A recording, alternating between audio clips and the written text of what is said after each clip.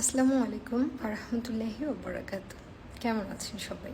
আশা করি ভালো আছেন। আমিও আল্লাহর অশেষ রহমতে ভালো আছি। আজকে যে বিষয়গুলি নিয়ে কথা বলবো সেগুলো খুবই গুরুত্বপূর্ণ।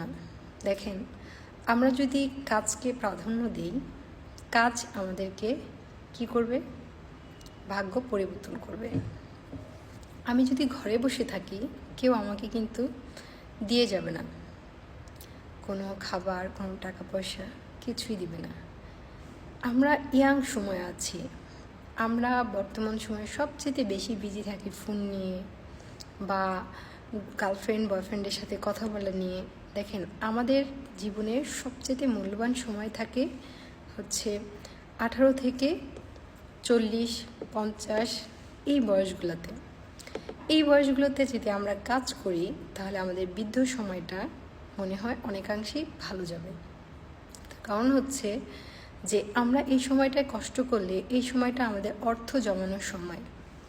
এই সময়টা আমাদের পৃথিবীর সবচেয়ে সুন্দরতম একটা সময়। শক্তি সব কিছু আমরা বিবেচনা দিয়ে করতে পারি।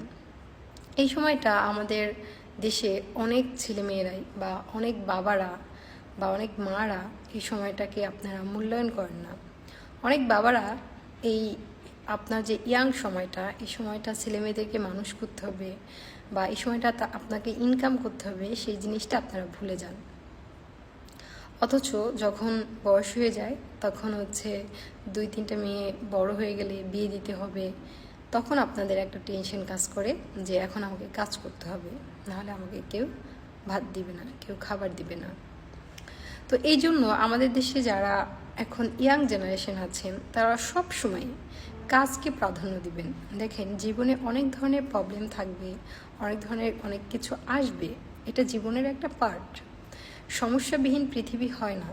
তাহলে আপনারা কেন এই কাজগুলো থেকে অ্যাওয়ে হয়ে যান? কাজ করবেন, আপনি যতদিন পর্যন্ত শক্তি কাজ করবে আপনি কাজ করবেন। একটা সময় যখন শক্তি কাজ করবে না, তখন তো আপনাকে কেউ কাজ করতে বলবেও না বা আপনি নিজে থেকেও পারবেন না। তো এই সুন্দর সময়টাকে সঠিক কাজে লাগানোটা আমাদের কি উচিত নয়? অবশ্যই আমাদের সবার উচিত। তাই আপনারা সব সময় চেষ্টা করবেন কাজ কিন্তু কখনো ছোট না। আপনি যদি মনে করেন যে আমি এই কাজটা করবো, আমাকে সবাই কি চোখে দেখবে, না। আল্লাহ তাআলা বলেছে যে আপনারা কাজ করুন, আপনারা কাজে ব্যস্ত থাকুন। দেখুন, আমরা এত ধরনের অন্যায় অবিচারের মধ্যে কেন জড়াই? শুধুমাত্র আমরা ব্যস্ত থাকি না, এর জন্য। আমাদের প্রচুর ব্যস্ত থাকতে হবে, কাজকে প্রাধান্য দিতে হবে, তাহলেই একটা সুন্দর জীবন আপনি খুঁজে পাবেন। আজকে পর্যন্তই। ভালো থাকবেন সবাই।